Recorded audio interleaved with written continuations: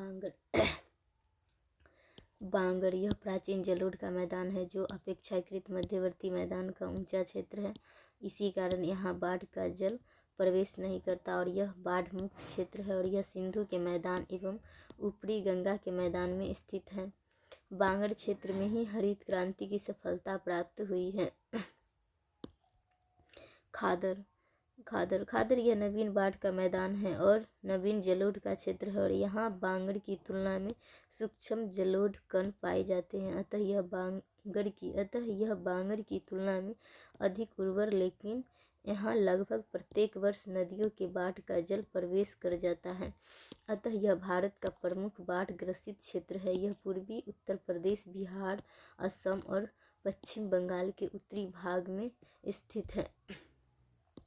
Delta यह नदियों के मुहाने के पास स्थित ऐसा क्षेत्र है जहाँ नदी की मुख्य धारा कई उपधाराओं में विभाजित हो जाती है, जिसके मध्य में जलोढ़कों का निक्षेप होता है। भारत में गंगा ब्रह्मपुत्र की डेल्टा स्थित है। सिंधु की डेल्टा पाकिस्तान गंगा ब्रह्मपुत्र की डेल्टा के ऊपर उठे भाग को चार और जल युक्त भाग को बिल कहते हैं।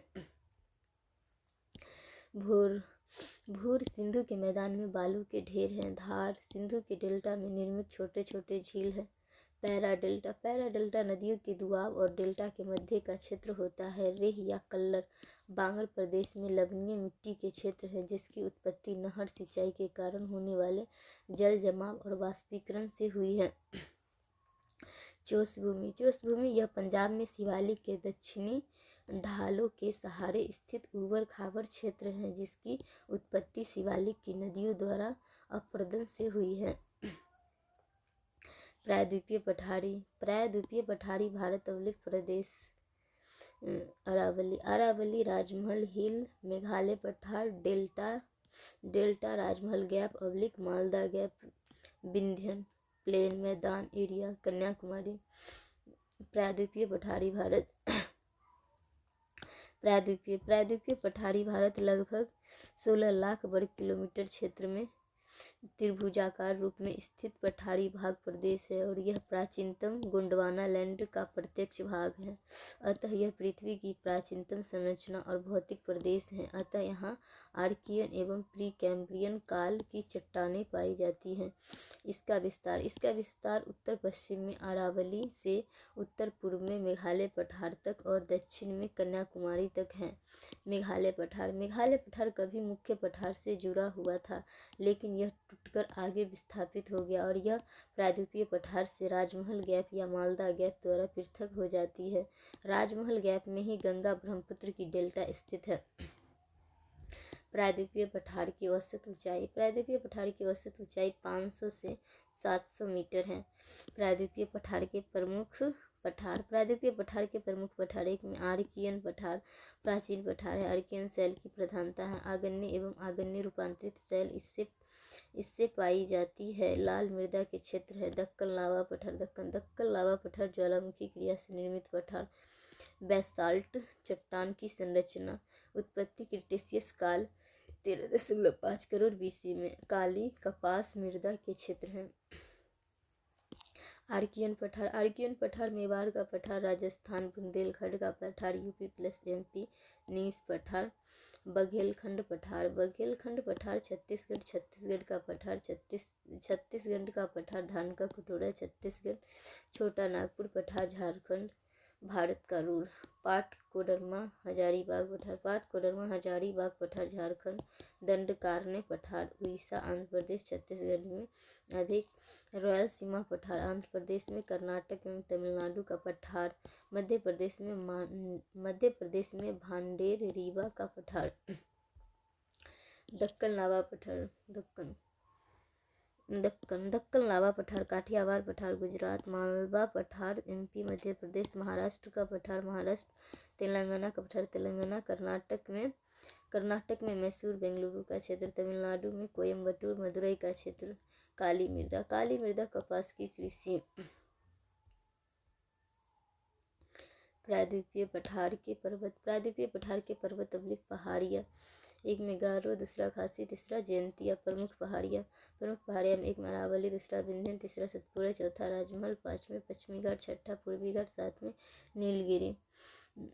अरावली में गुरु शिखर, माउंट आबू, विंध्यन, कैमूर, बराकर, सतपुड़ा, महादेव, मैकाल, सतमाला, मलयगिरी, अजंता, नीलगिरी, कलसुबाई गिर पर्वत है यहाँ पर, कलसुबाई, महाबलेश्वर महाराष्ट्र, कुद्रेमुख कर्नाटक, पश्चिम दोडा बेटा, अनाईमुडी यहाँ पर, राजमहल, महेंद्रगिरी, पूर्वी घाट में महेंद्रगिरी, देवठी मुठी, और के पास है नल्ला मलाई, यहाँ पे नल्ला मलाई, पालकोंडा, फिर जवादी, मिंजो, सेबराय, पालानी पहाड़ी, बम्बादी, 16 की चोटी। अरावली भारत एवं विश्व की प्राचीनतम वलित पर्वत फोल्डेड माउंटेन है जो वर्तमान में अवशिष्ट रूप में है। इसका विस्तार गुजरात के अहमदाबाद से दिल्ली तक, हरी से राजस्थान में जरगा पहाड़ी, हर्षनाथ पहाड़ी, दिल्ली में दिल्ली रिज कहते, हरियाणा में मोरनी हिल है। यह प्री कैम्ब्रियन पर्वत है और धारवाड़ संरचना से निर्मित है और इसकी सर्वोच्च चोटी गुरु शिखर राजस्थान में है, जहाँ माउंट आबू हिल स्टेशन है। विंध्यन यह अरावली के बाद निर्मित भारत की दूसरी प्राचीनतम पर्वत है और इसकी उत्पत्ति विंध्यन संरचना से प्री कैम्ब्रियन काल के अंत में हुई है। यह एक अवशिष्ट पर्वत है जिसके दक्षिण में नर्मदा की भ्रंश घाटी के निर्माण के कारण भ्रंश कगार पाए जाते हैं और इसकी सर्वोच्च चोटी विंध्याचल है। विंध्यन का विस्तार पूर्व में कैमूर एवं बराकर की पहाड़ियों के रूप में है। राजमहल की पहाड़ी बिहार एवं झारखंड के सीमा पर हैं और यह जुरैसिक काल में ज्वालामुखी क्रिया द्वारा निर्मित पहाड़ी है जो वर्तमान में अवशिष्ट रूप में है और यह गंगा के मैदान को पृथक करता है। सतपुड़ा क्रिटेशियस काल में निर्मित एक भ्रंशोत्पर्वत ब्लॉक माउंटेन जिसके उत्तर में नर्मदा और दक्षिण में ताप्ती की भ्रंश घाटी और इसकी सर्वोच्च चोटी महादेव पहाड़ी पर धूपगढ़ है और यही मध्य प्रदेश का प्रमुख हिल स्टेशन पंचमढ़ी स्थित है। एमपी में block mountain Narmada Tapti block mountain. Mahadev के पूर्व में मैकाल की पहाड़ी, इसकी सर्वोच्च चोटी अमरकंटक और यही से सोन एवं नर्मदा नदी का उद्गम है। सतपुड़ा की दक्षिण सतमाला एवं अजंता की पहाड़ी है और यह सतपुड़ा से ताप्ती नदी की भ्रंश घाटी से पृथक होता है। पश्चिमी घाट पर्वत यह पश्चिमी तट के समानांतर है और ताप्ती नदी के दक्षिण से कन्याकुमारी तक विस्तृत है और यह भी एक अवशिष्ट पर्वत है, लेकिन इसका पश्चिमी ढाल भ्रंश कगार स्ट्रिप स्लोप के रूप में खड़ा ढाल के रूप में है, अतः तीव्र ढाल है। पूर्व की ओर ढाल मंद हो जाता है। महाराष्ट्र में इसकी सर्वोच्च चोटी कलसुबाई है। यह महाबलेश्वर दूसरी प्रमुख चोटी है। कर्नाटक में कुंदेरुमुख प्रमुख चोटी है। पश्चिमी घाट को सह्याद्री कहते हैं। पश्चिमी घाट की सर्वोच्च चोटी केरल में अन्नामलाई पहाड़ी पर अनाईमुडी है 2495 मीटर और यह प्रायद्वीपीय पठारी भारत की भी सर्वोच्च चोटी है। पश्चिमी घाट के दक्षिणी भाग में केरल में कार्डेमम पहाड़ी और इसे इलायची की पहाड़ी भी कहते हैं। केरल से तमिलनाडु की ओर पश्चिमी घाट की एक शाखा पालिनी पहाड़ी के रूप में विस्तृत है जिसकी सर्वोच्च चोटी बमबाड़ी 16 यहाँ प्रमुख हिल स्टेशन कोडाईकनाल स्थित है। पश्चिमी घाट में थाल घाट, भोर घाट, पाल घाट, नीलगिरी के पास एवं सेनगोट्टा गैप दर्रे हैं। पूर्वी घाट पूर्वी तट के समानांतर लेकिन असंबद्ध रूप में डिस्कंटिन्यूटी में स्थित प्राचीन अवशिष्ट पर्वत है और यह नदियों द्वारा जगह जगह अपरदित हो गई हैं। इसकी सर्वोच्च चोटी विशाखापट्टनम के पास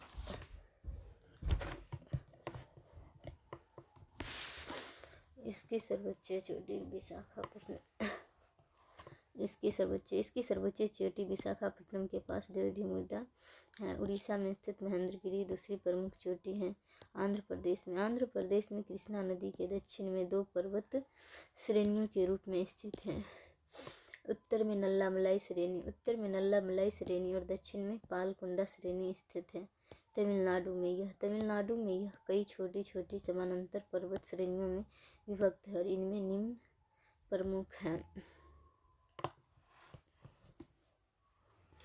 जवाडी श्रेणी गिंजी श्रेणी कोलुमलाई पंचमलाई सेबराई श्रेणी हैं, सभी तमिलनाडु में। अन्य पहाड़ी गिरनार गिर गुजरात, मलयगिरी उड़ीसा, हरिश्चंद्र महाराष्ट्र, बाबा बुदान कर्नाटक, पार्श्वनाथ झारखंड, डालमा झारखंड, पौराहत झारखंड, गारो खासी जयंतिया मेघालय। भारत के तटवर्ती मैदान दो भागों में विभाजित करते हैं। एक में पश्चिमी तटीय मैदान 30 से 40 किलोमीटर चौड़ा, एक में काठियावाड़ तट सौराष्ट्र से सूरत तक गुजरात, पश्चिमी घाट के पश्चिम में, और कोंकण तट दमन से गोवा तक महाराष्ट्र गोवा, और तीसरा कर्नारा तट गोवा से मैंगलोर तक कर्नाटक, तथा मालाबार तट मंगलोर से कन्याकुमारी तक केरल। पूर्वी तटीय मैदान 80 से 100 किलोमीटर चौड़ा, एक में काकीनाडा तट महानदी से कृष्णा नदी तक उड़ीसा, उत्तर आंध्र प्रदेश महानदी से गोदावरी तक को गोलकुंडा तट उत्तरी सरकार कहते हैं, उड़ीसा में उत्कल का मैदान। तीसरा कोरोमंडल तट दक्षिण आंध्र प्रदेश एवं तमिलनाडु कृष्णा के दक्षिण में। सौराष्ट्र से सूरत दमन तक काठियावाड़ अधिक चौड़ा। कोंकण तट से गोवा और सूरत दमन से गोवा तकला कोंकण तट, गोवा से मैंगलोर तक कनारा तट संकरा है, और मैंगलोर से कन्याकुमारी तक मालाबार तट, महानदी से कृष्णा तक काकीनाडा तट, और गोदावरी में उत्तरी सरकार, महानदी से गोदावरी उत्तरी सरकार, कृष्णा से कन्याकुमारी कोरोमंडल तट। द्वीप समूह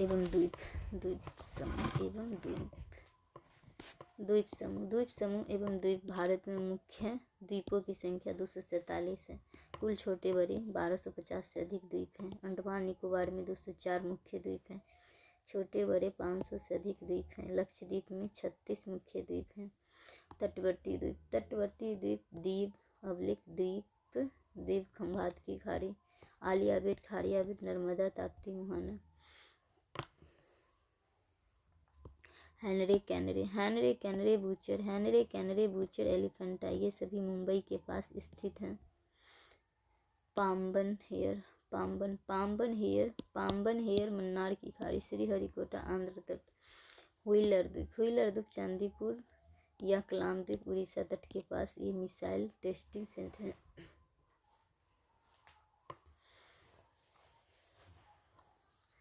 गंगा सागर द्वीप पश्चिम बंगाल डेल्टा के पास, अंडमान निकोबार द्वीप समूह, हिमालय का समुद्री विस्तार है, पर्वतीय क्षेत्र है। माउंट सैंडल, ऊंची चोटी, अंडमान।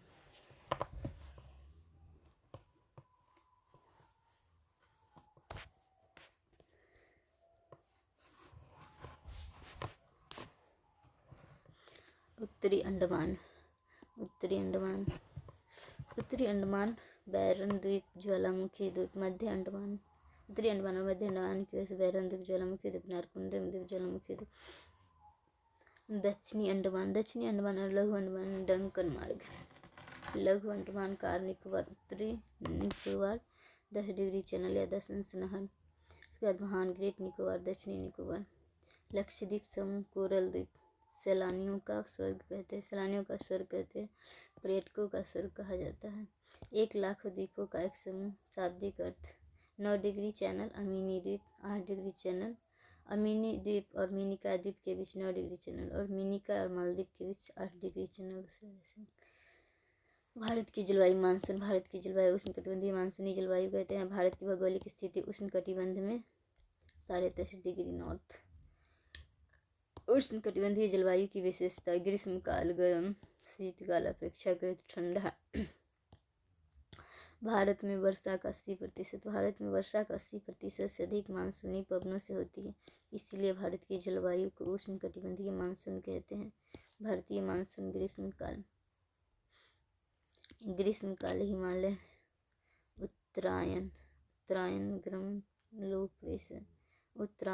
लो pressure 10.5 degree north south west से नॉर्थ ईस्ट हाई प्रेशर, यहाँ 0 डिग्री पर हाई प्रेशर।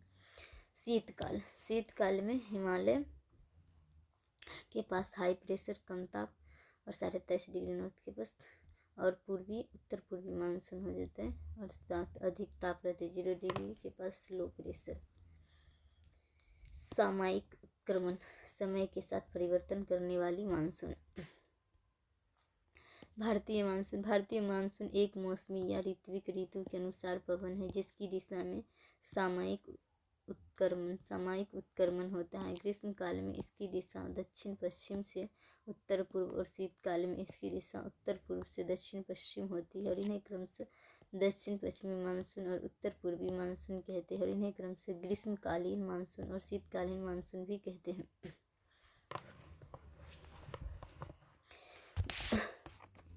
दक्षिण पश्चिम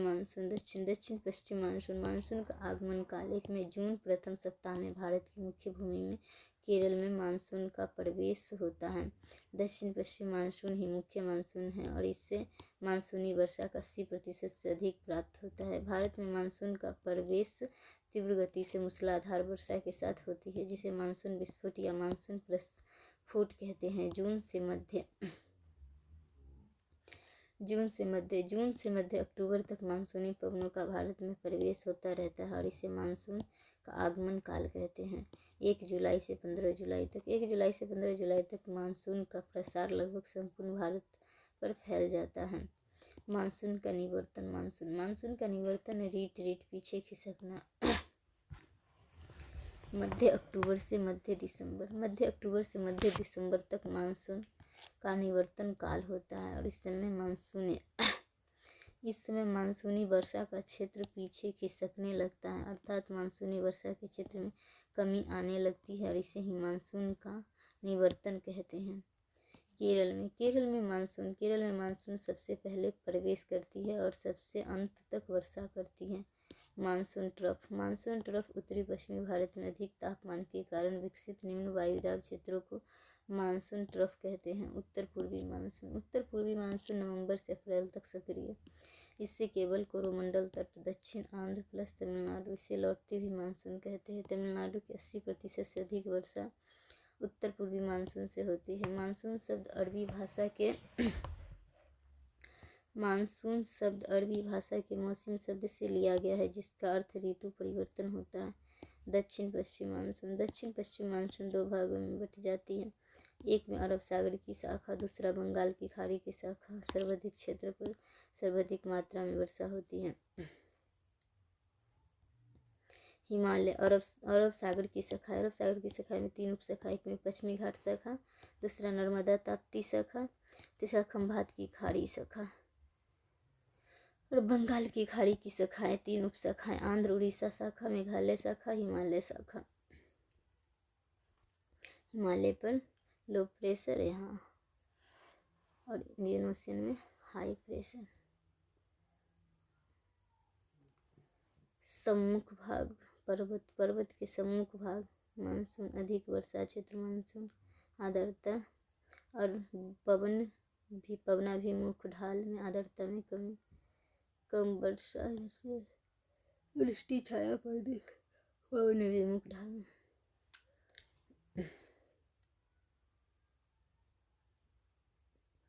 मानसूनी वर्षा पर्वतीय वर्षा अरब सागर की पश्चिमी घाट शाखा सबसे पहले भारत की मुख्य भूमि केरल में प्रवेश करती है और यह पश्चिमी घाट पर्वत से टकराकर पश्चिमी घाट के पश्चिमी में औसत 250 सेंटीमीटर वार्षिक वर्षा करती है, लेकिन पश्चिमी घाट के पूर्व में वृष्टि छाया क्षेत्र का निर्माण होता है।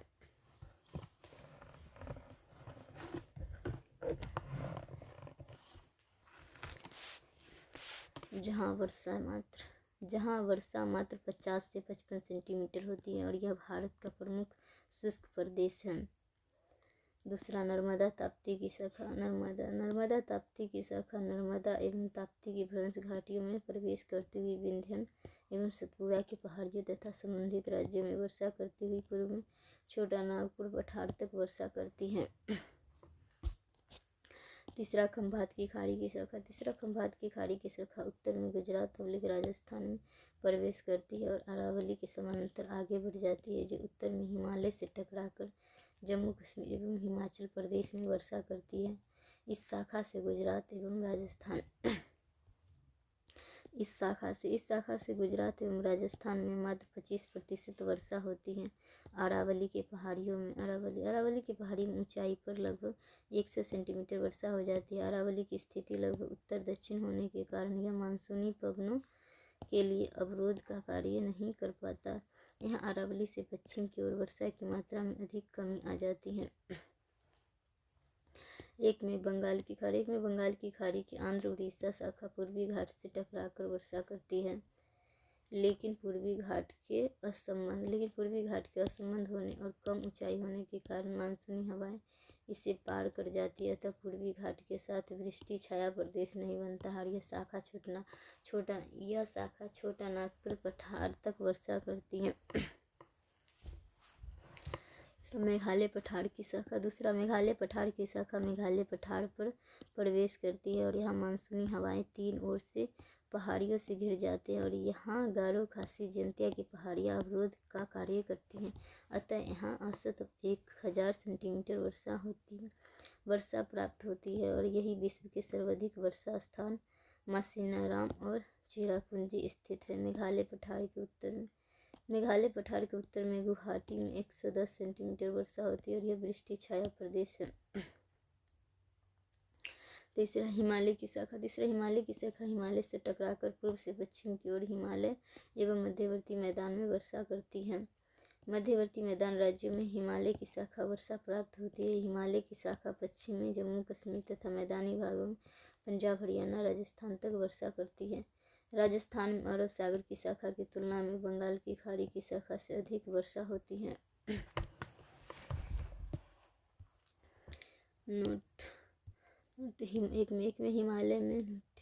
हिमालय में पूर्व से पश्चिम की ओर वर्षा की मात्रा में कमी आती है। दूसरा मध्यवर्ती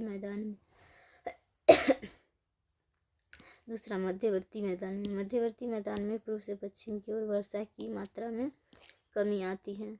तीसरा हिमालय से दक्षिण की ओर गंगा नदी घाटी तक वर्षा की मात्रा में क्रमशः कमी आती है। मानसून की उत्पत्ति एक में तापीय संकल्पना, दूसरा ITCZ सिद्धांत, तीसरा जेट स्ट्रीम सिद्धांत। तापीय संकल्पना यह सूर्य के उत्तरायण एवं दक्षिणायन के कारण तापमान में होने वाले परिवर्तन के कारण मानसून की उत्पत्ति होती है। ग्रीष्मकाल में दक्षिण पश्चिम मानसून की उत्पत्ति होती है तथा शीतकाल में उत्तर पूर्वी मानसून की उत्पत्ति होती है।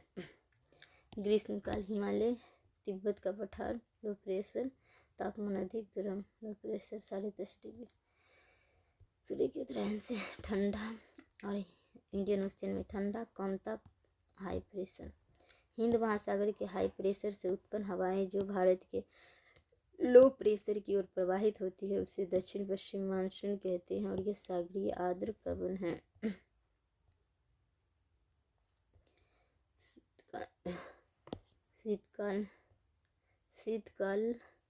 शीतकाल हिमालय कम ताप ठंडा, हाई प्रेशर 10.5 डिग्री और आर्द्रता ग्रहण करते इंडियन ओशन से, बंगाल की खाड़ी से, और अधिक ताप गर्म है 0 डिग्री सेल्सियस पर। इधर आ रहा है उत्तर पूर्वी मानसून सूर्य के दक्षिणायन पर।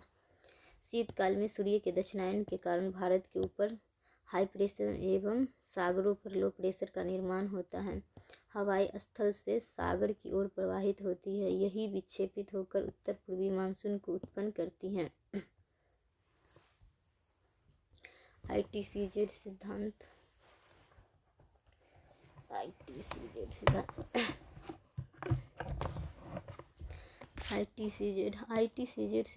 ITCZ एक गर्म क्षेत्र है जो विषुवतीय तापीय पेटी के बाहर ITCZ एक गर्म क्षेत्र है जो विषुवतीय तापीय पेटी के 5 से 5 डिग्री नॉर्थ साउथ बाहर विकसित होती है। सूर्य के उत्तरायण के साथ यह अधिक उत्तर में तथा दक्षिणायन के साथ दक्षिण में स्थानांतरित हो जाता है। सूर्य के उत्तरायण Himalaya NITCZ Himalaya 10.5 degree low pressure, high pressure 0 degree, north ITCZ के कारण उत्तर भारत के तापमान में वृद्धि होती है और दक्षिण पश्चिम मानसून मजबूत होता है। मानसून प्रवृत्तियाँ अनियमितता एवं अनिश्चितता। मानसूनी वर्षा की मात्रा में वार्षिक परिवर्तन होता है। मानसून के आगमन ठहराव तथा निवर्तन का समय परिवर्तित होता है। कभी अतिवृष्टि, बाढ़, कभी अनावृष्टि, सूखा की समस्या। जेट स्ट्रीम तथा मानसून। भारतीय मानसून को 2 जेट स्ट्रीम प्रभावित करते हैं। एक में उपोष्ण पछुआ ठंडी जेट स्ट्रीम, दूसरा उष्ण पूर्वी गर्म जेट स्ट्रीम। शीतकालीन मानसून में उत्तर पूर्वी मानसून की उत्पत्ति। उपोष्ण पछुआ ठंडा जेट स्ट्रीम। हिमालय ठंडा हाई प्रेशर आर्द्रता गर्म प्रेशर उत्तर पूर्वी मानसून। और साउथ ITCZ लो प्रेशर गर्म कोरोमंडल तट विक्षेप। दक्षिणायन सूर्य के दक्षिणायन। उत्तर पूर्वी मानसून की उत्पत्ति के शीतकाल में तापमान की विशिष्ट दशाओं तथा उपोष्ण पछुआ ठंडी जेट स्ट्रीम के प्रभाव से होती है। शीतकाल में सूर्य दक्षिणायन होता है अतः हिंद महासागर के ऊपर लो प्रेशर निम्न वायुदाब का विकास होता है और इस समय ITCZ दक्षिणी गोलार्ध में होता है। उत्तर भारत में कम तापमान के कारण उच्च वायुदाब का विकास होता है और यह स्थिति मानसून की उत्पत्ति के लिए तापीय आधार प्रदान करता है। शीतकाल में उपोष्ण पछुआ जेट स्ट्रीम का प्रसार। शीतकाल में उपोष्ण पछुआ जेट स्ट्रीम का प्रसार। हिमालय उत्तर भारत के ऊपर 20 डिग्री उत्तरी अक्षांश तक हो जाता है और यह पश्चिम से पूर्व की ओर प्रवाहित होने वाली एक ठंडी वायुधारा है। इसके कारण उत्तर भारत के तापमान में कमी आती है। फलस्वरूप यहाँ की उच्च वायुदाब में अधिक वृद्धि हो जाती है और यह स्थिति उत्तरी पूर्वी मानसून के लिए आदर्श होती है। उपोष्ण पछुआ जेट स्ट्रीम उत्तर भारत से हवाओं को बंगाल की खाड़ी की ओर ले जाने में सहायक होता है। बंगाल की खाड़ी में उत्तर भारत की तुलना में निम्न वायुदाब होने के कारण हवाएं भारत के स्थलीय भाग से बंगाल की खाड़ी की ओर प्रवाहित होने लगती हैं। बंगाल की खाड़ी में यह आर्द्रता ग्रहण करती है और दक्षिण की ओर विकसित निम्न वायुदाब की ओर प्रवाहित होने की प्रक्रिया में घूर्णन गति के कारण विक्षेपित होकर दक्षिण पश्चिम की ओर मुड़ जाती है और इसे हम उत्तर पूर्वी मानसून कहते हैं और इसकी दिशा उत्तर पूर्व से दक्षिण पश्चिम होती है।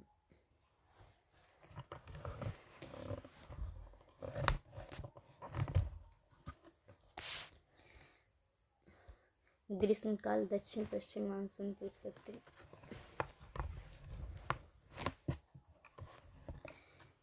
ग्रीष्मकाल दक्षिण पश्चिम मानसून की उत्पत्ति। ग्रीष्मकाल सूर्य के उत्तरायण सन 10:30 डिग्री 0 से उपोष्ण पछुआ जेट स्ट्रीम और हिमालय में गर्म low pressure and north ITCZ Tibet का पठार गर्म हाई प्रेशर कम ताप इंडियन ओशन में। उपोष्ण पछुआ जेट तिब्बत का पठार गर्म और हिमालय गर्म लो प्रेशर नॉर्थ ITCZ कह सकते थे। गर्म इंजन हिमालय तिब्बत का पठार गर्म इंजन के काम करेगा। सूर्य के उत्तरायण 10:30 डिग्री पर पहुँचता है। हाई प्रेशर कम ताप 0 डिग्री।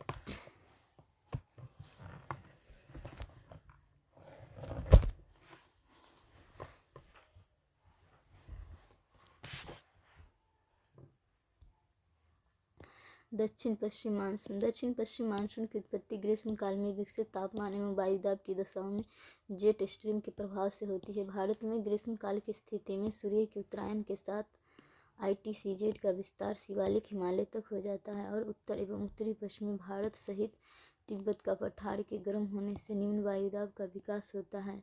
इस समय उपोषण पछुआ जेट स्ट्रीम हिमालय एवं तिब्बत के पठार के उत्तर में स्थानांतरित हो जाता है और यह स्थिति दक्षिणी पश्चिमी मानसून के लिए आदर्श होती है। तिब्बत का पठार मानसून की उत्पत्ति के लिए एक गर्म इंजन का कार्य करता है। ग्रीष्म का सूर्य उत्तरायण 23.5 नॉर्थ पछुआ jet stream low pressure Tibet पठार हिमालय लो प्रेशर उष्ण दक्षिण पश्चिम मानसून उष्ण पूर्वी जेट स्ट्रीम हाई प्रेशर से दक्षिण पश्चिम monsoon low pressure high pressure से लो प्रेशर की ओर जाते गर्म उष्ण पूर्वी जेट तिब्बत के पठार लो प्रेशर तिब्बत के पठार गर्म होते तो लो प्रेशर ऊपर जाते भरते। टोपोग्राफी पर तिब्बत का पठार और आसपास के क्षेत्रों के गर्म होने से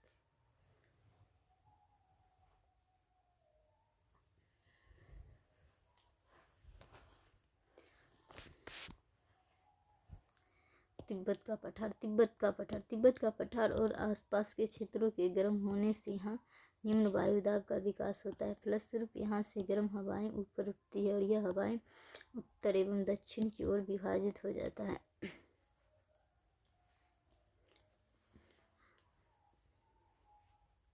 दक्षिण की ओर प्रवाहित होने वाली गर्म हवाएं जो हिमालय को पार करती हैं और इससे ही उष्ण पूर्वी जेट स्ट्रीम की उत्पत्ति होती है। कोरियालिस प्रभाव में इसकी दिशा उत्तर पूर्व से दक्षिण पश्चिम हो जाती है और यह भारत के ऊपर से प्रवाहित होने लगती है। इसके कारण भारत के ऊपर विकसित निम्न वायुदाब में अधिक वृद्धि हो जाती है। जब यह हवाएं अरब सागर के ऊपर पहुंचती है तब इसका कुछ भाग ठंडा और भारी होकर नीचे बैठने लगती है। फलस्वरूप अरब सागर की उच्च वायुदाब में वृद्धि हो जाती है। यह स्थिति दक्षिण पश्चिम मानसून के लिए आदर्श होती है और इन दशाओं में अरब सागर की उच्च वायुदाब से हवाएं तीव्रता से भारत के निम्न वायुदाब की ओर प्रवाहित होने लगती हैं। इसे ही दक्षिण पश्चिम मानसून कहते हैं और इसकी दिशा दक्षिण पश्चिम से उत्तर पूर्व होती है। स्पष्ट जेट स्ट्रीम भारत और अरब सागर के मध्य दाब प्रवणता को तीव्र करने में प्रमुख भूमिका निभाता है। मानसून को प्रभावित करने वाले अन्य कारक में हेडली चक्र, दूसरा वाकर चक्र, तीसरा सोमाली प्रभाव।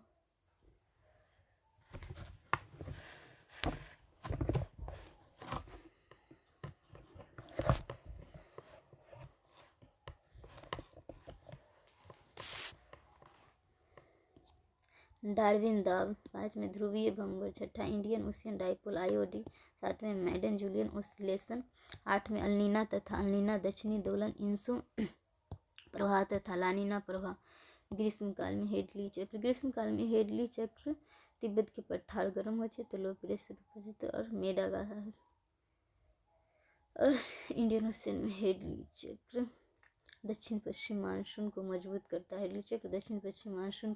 करता है और मेडागास्कर पर हाई प्रेशर होता है। मेडागास्कर पर हाई प्रेशर और तिब्बत के पठार पर लो प्रेशर। तो यहाँ से हवा थी यहाँ से पानी और लेके चला जाता है इधर, तो दक्षिण पश्चिम मानसून को मजबूत करता है हेडली चक्र। तिब्बत का पठार और मेडागास्कर के मध्य विकसित वायु कोष को हेडली कोष कहते हैं और इसके कारण भारतीय मानसून मजबूत होती है।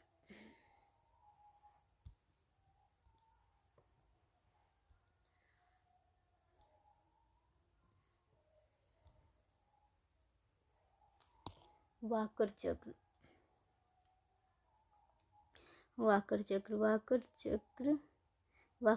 अरब सागर हाई प्रेशर कमजोर मानसून। वाकर चक्र में भारत अरब सागर में हाई प्रेशर कमजोर मानसून, लो प्रेशर प्रशांत महासागर यहाँ पर यह कहाँ पर है? अरब सागर में हाई प्रेशर और प्रशांत महासागर में लो प्रेशर, तो हवा इधर से उधर जाता तो कमजोर करते मानसून के। तो भारतीय मानसून को कमज़ोर करता है। वाकर चक्र का विकास जलीय सतह पर होता है और प्रशांत महासागर और अरब सागर के मध्य विकसित वायुकोश को वाकर चक्र कहते हैं और यह मानसून को कमज़ोर करता है। सोमाली प्रभाव हाई प्रेशर तुलनात्मक ठंडी जलधारा। सोमालिया तट पर सोमाली की तुलनात्मक ठंडी जलधारा उत्पन्न होती है।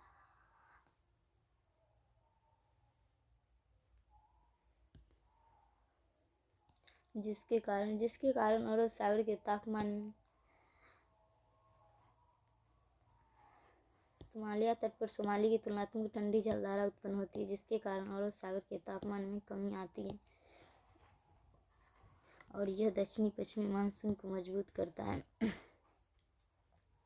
डार्विन दाब पश्चिमी ऑस्ट्रेलिया में जब उच्च वायुदाब अधिक विकसित होता है तब वहां से दक्षिण पूर्वी व्यापारिक पवनें विषुवत रेखा की ओर प्रवाहित होती है और यह दक्षिणी पश्चिमी मानसून को मजबूत करता है। ध्रुवीय भंवर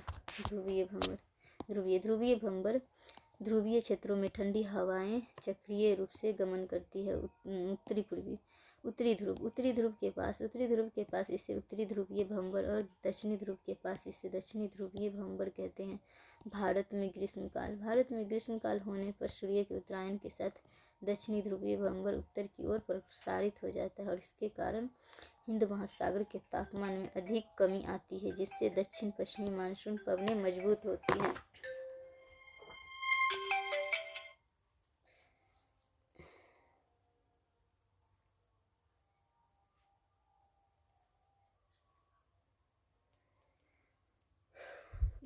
दक्षिण पश्चिम मानसून मजबूत। ध्रुवीय भंवर ध्रुवीय क्षेत्रों में ठंडी हवाएं चक्रीय रूप से गमन करती हैं। उत्तरी ध्रुव के पास इसे उत्तरी ध्रुवीय भंवर और दक्षिणी ध्रुव के पास इसे दक्षिणी ध्रुवीय भंवर कहते हैं। भारत में ग्रीष्मकाल होने पर सूर्य के उत्तरायण के साथ दक्षिणी ध्रुवीय भंवर उत्तर की ओर प्रसारित हो जाता है। इसके कारण हिंद महासागर के तापमान में अधिक कमी आती है, जिससे दक्षिणी पश्चिमी मानसून पवनें मजबूत होती हैं। इंडियन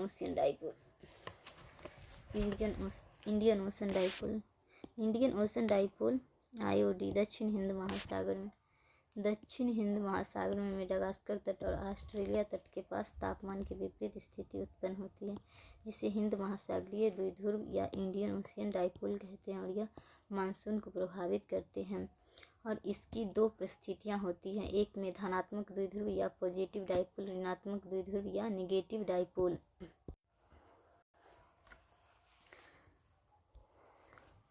जब मेडागास्कर तट पर कम तापमान और ऑस्ट्रेलिया तट पर अधिक तापमान की स्थिति होती है तब इसे धनात्मक द्विध्रुव कहते हैं और इस स्थिति में मानसून मजबूत होता है। इसके विपरीत स्थिति को ऋणात्मक द्विध्रुव कहते हैं और इसमें मानसून कमज़ोर होता है। मैडन जूलियन ओसिलेशन यहाँ पर अधिक तापमान, ऑस्ट्रेलिया के पास अधिक तापमान और मेडागास्कर के पास कम तापमान। जब ऑस्ट्रेलिया के पास अधिक तापमान और मेडागास्कर के पास कम तापमान तो पॉजिटिव डाइपोल बनेगा, और जब मेडागास्कर के पास अधिक तापमान और ऑस्ट्रेलिया के पास कम तापमान तो निगेटिव डाइपोल। विषुवत रेखा पर पश्चिम से पूर्व विकसित वायुकोश जो गतिशील हैं। विषुवत रेखा पर पश्चिम से पूर्व की ओर बृहद वायुकोश का विकास होता है जो पश्चिम से पूर्व की ओर गतिशील होती है। इसे मैडन जूलियन ओसिलेशन कहते हैं। जब भारत के दक्षिण में ऊपर उठती हुई हवाओं वाला क्षेत्र आ जाता है तब इसके प्रभाव से वर्षा अधिक होती है। अल्नीना एवं अल्नीना दक्षिणी दोलन इंसु प्रभाव। अल्नीना एक गर्म जलधारा है जिसकी उत्पत्ति पेरू तट पर होती है और इसे चाइल्ड क्राइस्ट कहते हैं और इसकी उत्पत्ति 25 दिसंबर को उत्पन्न होती है। अल्नीना के कारण पेरू तट पर वर्षा होती है और अधिक तापमान के कारण मछलियों की मृत्यु होने लगती है। इसे यहाँ की गरीब मछुआरे क्रिसमस का उपहार मानते हैं। 0 डिग्री अल्नीना गर्म जलधारा पेरू। 0 डिग्री अल्नीना गर्म जलधारा पेरू वर्षा मछलियों की मृत्यु होने लगती है। अल-नीना एक ऐसी जलधारा है। अल-नीना एक ऐसी जलधारा है जो विश्व के जलवायु परिवर्तन के लिए उत्तरदायी होता है और इसके कारण वैश्विक स्तर पर मौसमी एवं जलवायु परिवर्तन की घटना होती है। यह भारत के मानसून को व्यापकता से प्रभावित करती है। जब अल-नीना सक्रिय होता है तब भारतीय मानसून कमजोर होता है। इसके कारण भारत में सूखा की समस्या उत्पन्न होती है।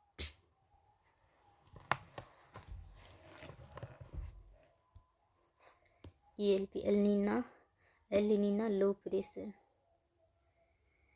ELP एल-नीना लो प्रेशर जब इंडियन ओशियन गर्म हो और अधिक गर्म हो, इधर ऑस्ट्रेलिया के पास अधिक गर्म हो, पेरू तट के पास अधिक गर्म हो तो अल-नीना की उत्पत्ति दिसंबर माह में होती है और इस समय सूर्य दक्षिणायन होता है, अतः ITCZ दक्षिणी गोलार्ध में होता है। अल-नीना के गर्म होने के कारण पेरू तट से संलग्न प्रशांत महासागर का तापमान दक्षिणी सागरों के अन्य क्षेत्रों से अधिक हो जाता है। अल-नीना एवं दक्षिणी ITCZ के संयुक्त प्रभाव को इनसो अल-नीना दक्षिणी दोलन कहते हैं और इसके कारण प्रशांत महासागर से गर्म जल का प्रसार हिंद महासागर की ओर होने लगता है और इस प्रक्रिया द्वारा अल-नीना गर्म जलधारा दक्षिणी हिंद महासागर में प्रवेश कर जाती है और इसके प्रभाव से हिंद महासागर में निम्न वायुदाब का विकास हो जाता है। यह स्थिति मानसून के लिए अनुकूल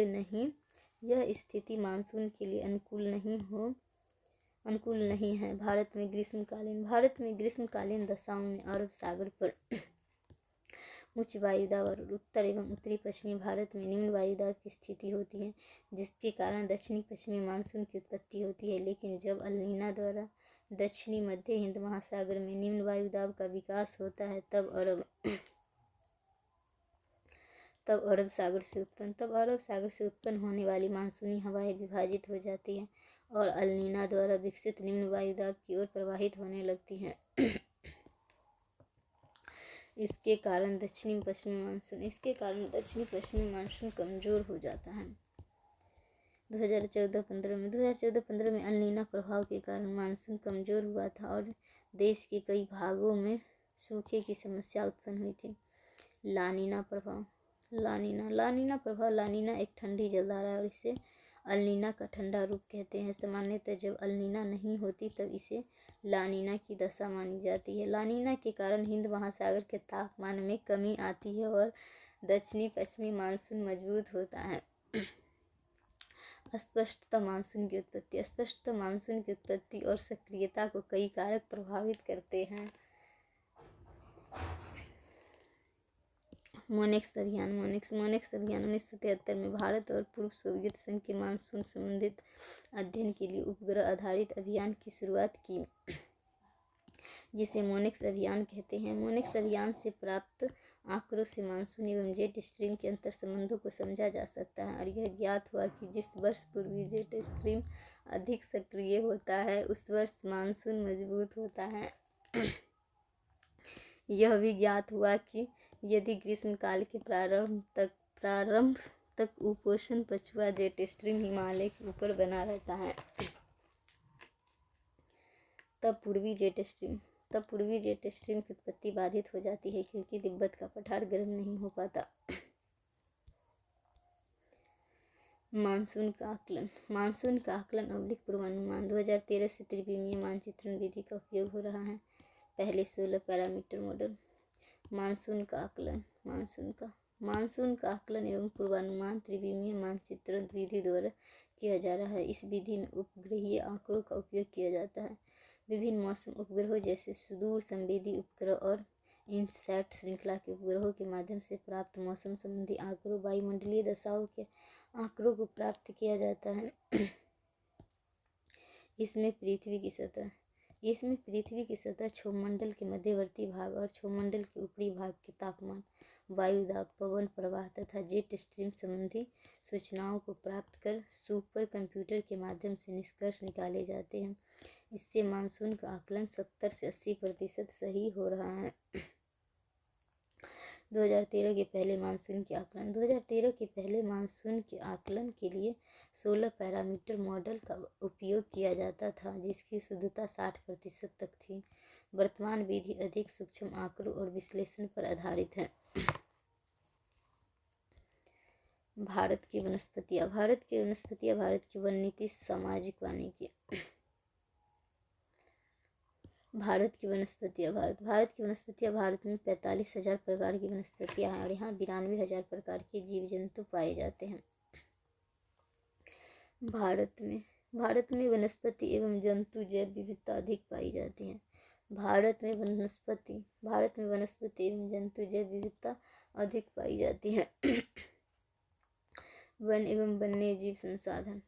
वन एवं वन्यजीव संसाधन में संपन्न है। भारत की वनस्पति को प्रभावित करने वाले कारक हैं वर्षा, तापमान, मृदा ऊंचाई, ढाल, अक्षांश, उच्चावच। वनस्पति के प्रकार। एक में उष्ण सदाबहार वनस्पति, दूसरा उष्ण मानसूनी पतझड़ वनस्पति, तीसरा उष्ण झाड़ीनुमा वनस्पति, चौथा उष्ण शुष्क कंटीली वनस्पति, पांचवें उपोष्ण वनस्पति पर्वतीय, छठा हिमालय की वनस्पति पर्वतीय, सातवें तटीय वनस्पति। उष्ण सदाबहार वनस्पति ट्रॉपिकल एवरग्रीन फॉरेस्ट। उष्ण सदाबहार वनस्पति ट्रॉपिकल एवरग्रीन फॉरेस्ट में ऐसी वनस्पतियाँ जो हमेशा हरा भरा रहता है, सदा हरित वन क्षेत्र हैं। वृक्ष अपने पत्ते एक साथ नहीं गिराती, ऐसे प्रदेश जहाँ वर्ष भर आर्द्रता बनी रहती है। क्षेत्र 200 सेंटीमीटर वार्षिक वर्षा से अधिक वर्षा के क्षेत्र। मालाबार तटीय प्रदेश तथा पश्चिम घाट में वर्षा अधिक होती है। मेघालय पठार तथा पूर्वोत्तर राज्य, अंडमान एंड निकोबार, पूर्वी हिमालय के तराई प्रदेश।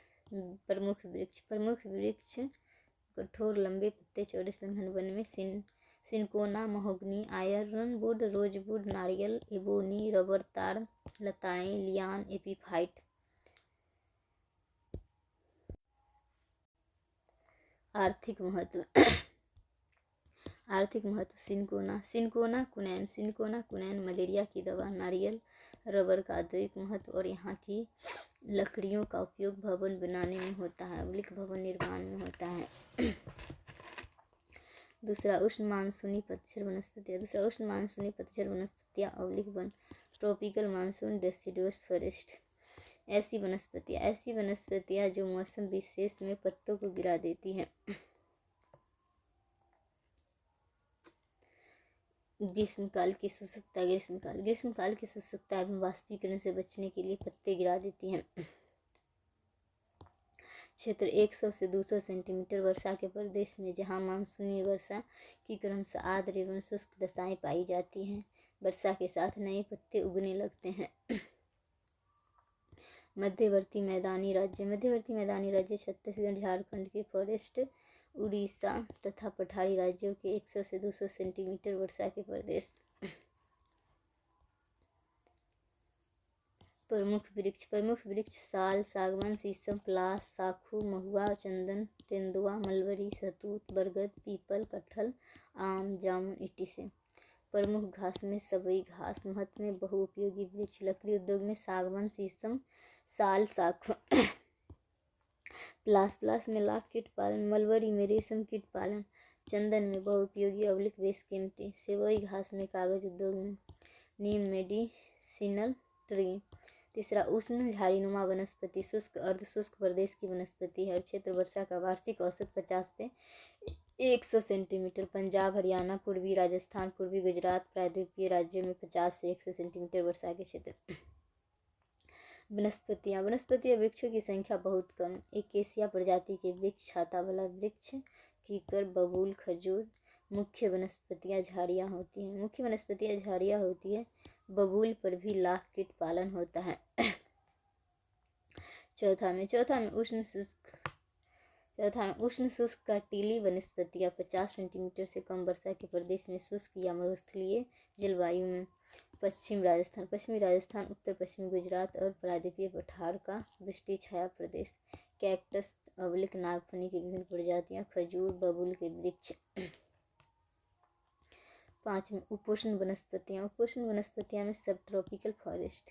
प्रायद्वीपीय पठार के पर्वतीय क्षेत्रों में ऊंचाई पर तापमान में कमी के कारण उपोष्ण जलवायु की दशा मिलती है। क्षेत्र पश्चिमी घाट, पूर्वी घाट, नीलगिरी, सतपुड़ा, विंध्य के ऊंचाई पर। सदाबहार वनस्पतियां भी मिलती हैं। सदाबहार वनस्पतियां भी मिलती है। लकड़ियां थोड़ी मुलायम होती हैं। सोलावन इन वनों को तमिलनाडु एवं मुख्यतः नीलगिरी में सोलावन कहते हैं। यहाँ लारेल प्रमुख वनस्पतियां हैं। यहाँ उन्नत किस्म के सबई घास मिलता है। मध्य प्रदेश में सबसे ज़्यादा सबई घास है। हिमालय की वनस्पतियाँ यहाँ ऊंचाई के साथ जलवायु कटिबंध पाए जाते हैं और इसी अनुरूप वनस्पति कटिबंध भी पाए जाते हैं। हिमाच्छादित में उष्ण, उपोष्ण, शीतोष्ण और शीत ऊंचाई के साथ जलवायु कटिबंध में। वनस्पति उष्ण में पतझड़ अवलिक सदाबहार वनस्पति, उपोष्ण में चीड़वन मुलायम, शीतोष्ण में देवदार, एप्पल और शीत में अल्पाइन 5500 मीटर और से ऊपर हिमच्छादित। एप्पल पूर्वी हिमालय में नहीं मिलता है। प्लस जड़ी बूटियाँ। तटीय वनस्पतियाँ में मैंग्रोवन, गंगा डेल्टा, महानदी गोदावरी, कृष्णा, कावेरी डेल्टा, केरल, कच्छ की क्षेत्र। मैंग्रोव प्लस विथ सर्वाधिक सुंदरवन के डेल्टा में, कच्छ के क्षेत्र में। तारवन तमिलनाडु में। नारियल वन पश्चिम तटीय भाग में, केरल से गोवा तक, प्लस अंडमान एवं निकोबार में।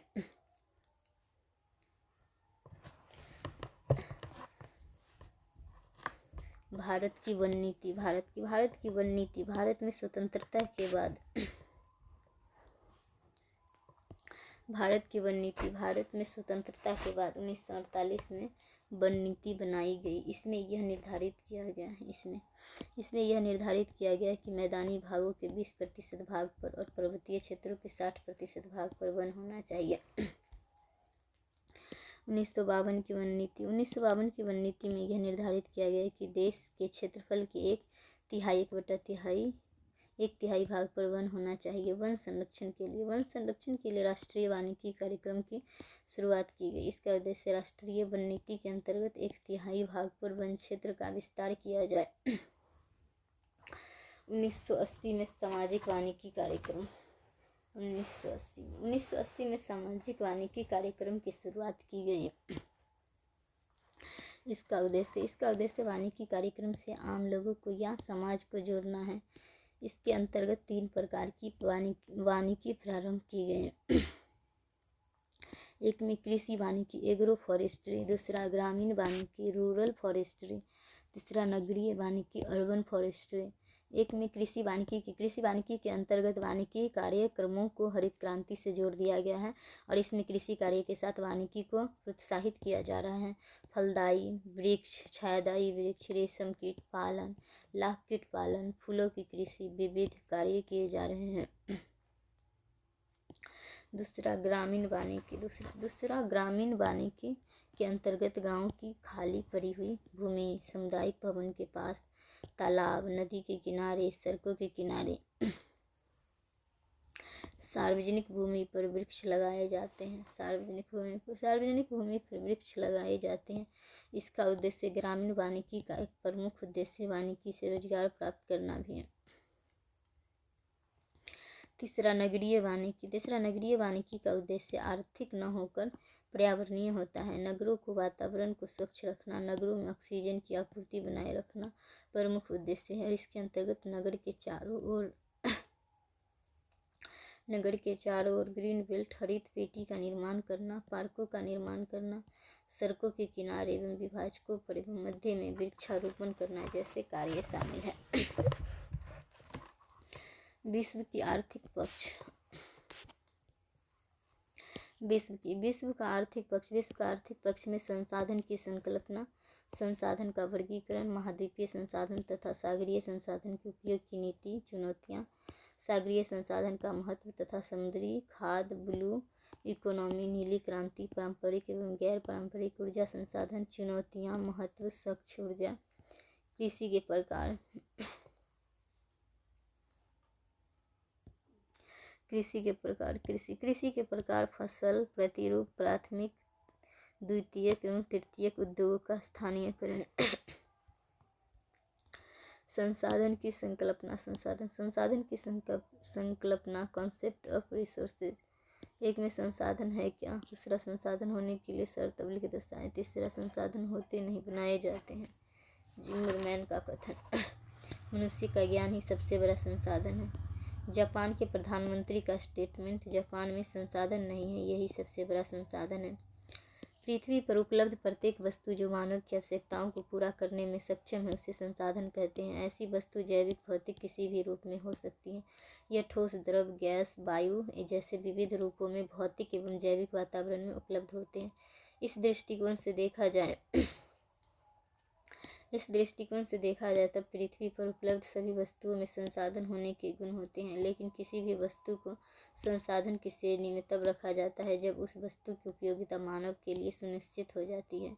अतः संसाधन होने की क्षमता के बावजूद प्रत्येक वस्तु संसाधन की श्रेणी में नहीं आता। इसके लिए आवश्यक है कि उस वस्तु की आर्थिक उपयोगिता निर्धारित हो सके। संसाधन की अवधारणा, संसाधन की अवधारणा से यह तथ्य स्पष्ट होता है कि किसी वस्तु को संसाधन के रूप में विकसित करना मानव के ज्ञान पर निर्भर है।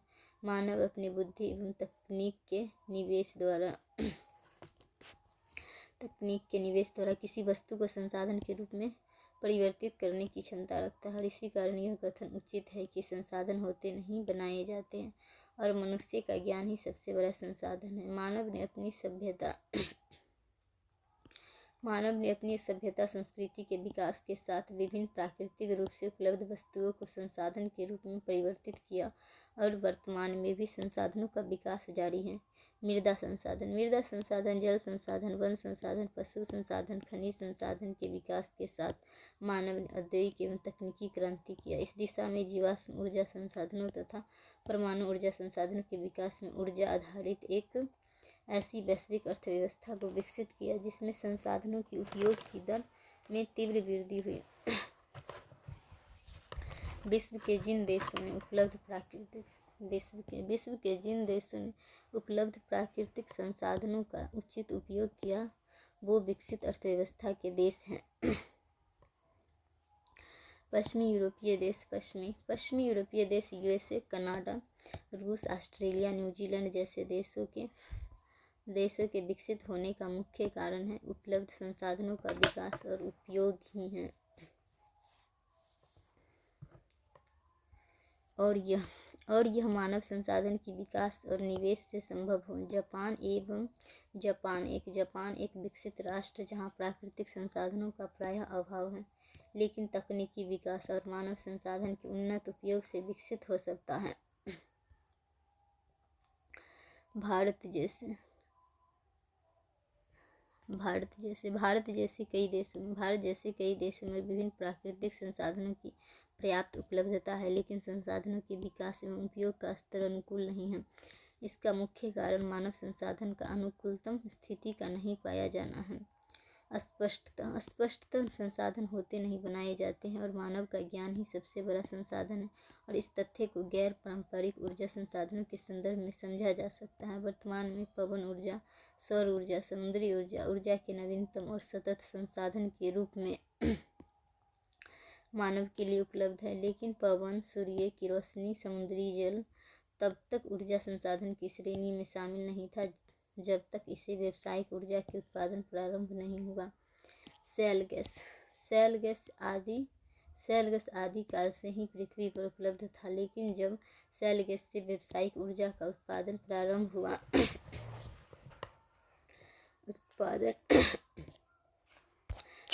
हुआ तब इसे संसाधन की श्रेणी में रखा गया। स्पष्टतः किसी वस्तु का संसाधन के रूप में मानव की बौद्धिक क्षमता पर निर्भर करता है।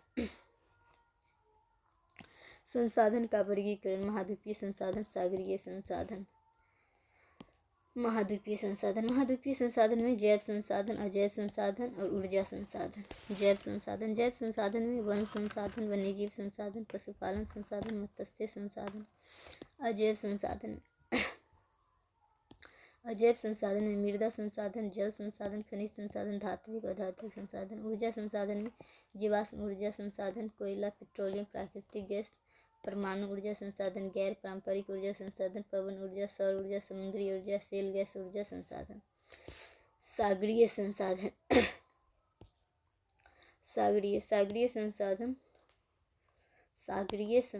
जैव संसाधन, अजैव संसाधन, ऊर्जा संसाधन। जैव संसाधन मत्स्य तथा समुद्री जीव, शैवाल, समुद्री वनस्पति, मैंग्रोव, प्रवाल संरचना, समुद्री खाद्य संसाधन। अजैव संसाधन में धात्विक, खनिज तथा बहुधात्विक पिंड, प्लेसर, पेट्रोलियम, प्राकृतिक गैस, शेल गैस। ऊर्जा संसाधन पेट्रोलियम, प्राकृतिक गैस।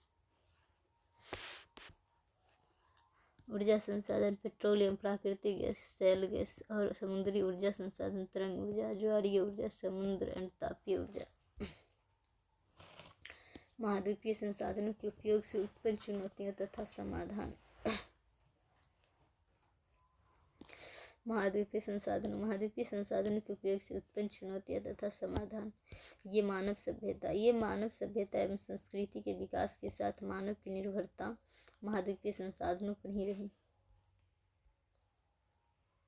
कृषि क्रांति, नगरीय क्रांति और औद्योगिक क्रांति का आधार महाद्वीपीय संसाधन ही थे। औद्योगिक क्रांति के पूर्व संसाधनों का उपयोग जीवन निर्वाह स्तर का ही होता रहा, लेकिन औद्योगिक क्रांति के साथ व्यावसायिक ऊर्जा आधारित कारखाना पद्धति से उत्पादन प्रारंभ हुआ।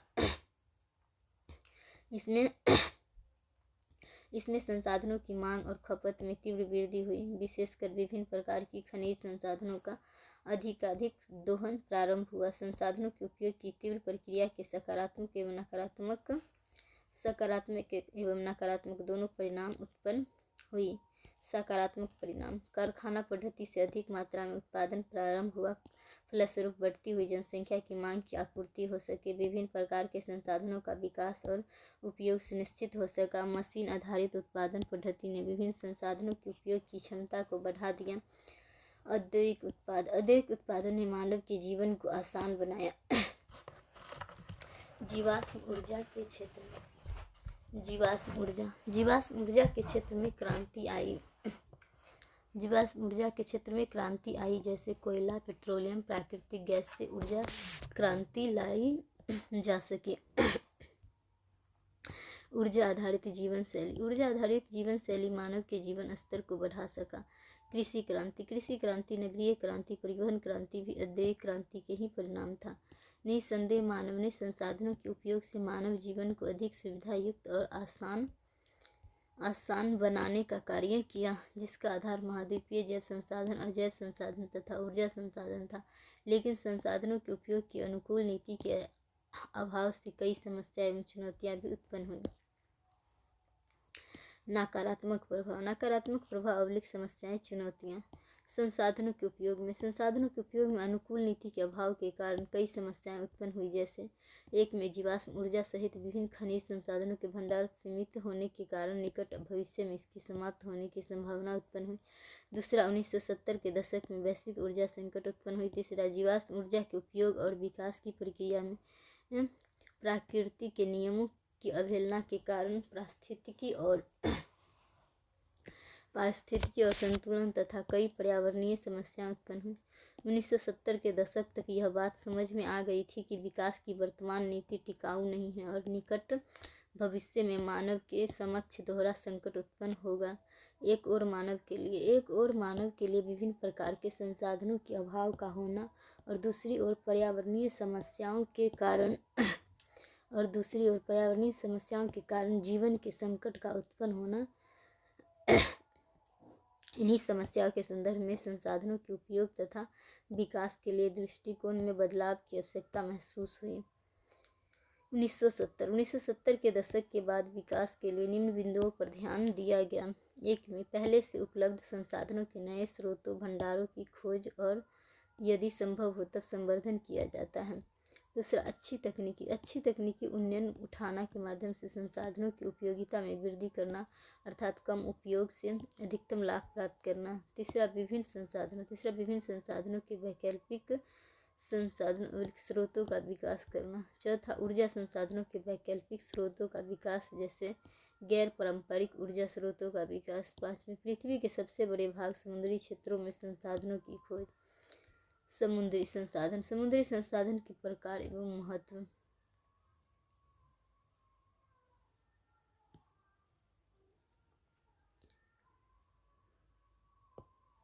समुद्री संसाधन के प्रकार एवं महत्व। पृथ्वी के लगभग 71% भाग पर सागरीय क्षेत्र है, जहाँ विविध प्रकार के संसाधन उपलब्ध हैं। इन संसाधनों में खाद्य ऊर्जा संसाधन, खनिज संसाधन और विभिन्न प्रकार के ऊर्जा संसाधन महत्वपूर्ण हैं। महासागरों में उपलब्ध विभिन्न संसाधन मानव के लंबे समय या दीर्घकाल तक की आवश्यकताओं को पूरा करने में सक्षम है, अतः इसे वर्तमान एवं भविष्य के संसाधन के रूप में देखा जा रहा है। समुद्र मानव के लिए अपार संभावनाओं का क्षेत्र है और यहाँ जैविक और अजैविक एवं विभिन्न प्रकार के ऊर्जा संसाधनों के व्यापक भंडार है। जैव संसाधन एवं समुद्री खाद्य। समुद्री क्षेत्र एवं जैव संसाधन में अत्यंत संपन्न है और यह जैव विविधता का क्षेत्र है और यहाँ विभिन्न प्रकार के मछलियाँ तथा समुद्री जीव पाए जाते हैं, जिसका भोजन या खाद्य के रूप में उपयोग किया जाता है। समुद्री क्षेत्र में नीली क्रांति विश्व के खाद्य पोषाहार की समस्या को समाप्त करने में महत्वपूर्ण हो सकता है और यहाँ समुद्र तटीय क्षेत्रों में झींगा पालन या परौन का उत्पादन किया जाता है। इसमें प्रोटीन की मात्रा बहुत अधिक होती है, इसीलिए कुपोषण की समस्या का समाधान किया जाता है। समुद्री केकड़े भी प्रोटीन के अच्छे स्रोत हैं। कई प्रकार की समुद्री वनस्पतियां भी खाद्य के रूप में प्रयोग की जाती हैं। ऐसे में विश्व की एक बड़ी जनसंख्या जो भूखमरी और कुपोषण से ग्रसित है। इनकी समस्या का समाधान की समुद्री खाद्य की उपलब्धता को बढ़ाकर किया जा सकता है। समुद्र में पाया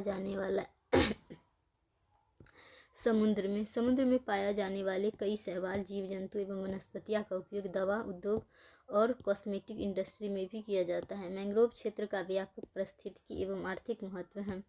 मैंग्रोव क्षेत्र में जैव विविधता अधिक पाई जाती है, अतः यह जैव संसाधन में संपन्न क्षेत्र है और इसी प्रकार प्रवाल संरचना के क्षेत्र भी विभिन्न प्रकार के समुद्री जीवों के लिए आवासीय क्षेत्र है और यहाँ की जैव संसाधनों का उपयोग खाद्य पदार्थ के रूप में तथा दवाइयों एवं कॉस्मेटिक्स उद्योग में किया जाता है। वर्तमान में ब्लू इकोनॉमी के विकास पर विशेष बल दिया जा रहा है, जिसमें विविध समुद्री संसाधनों की खोज और उपयोग की नीति बनाई जा रही है।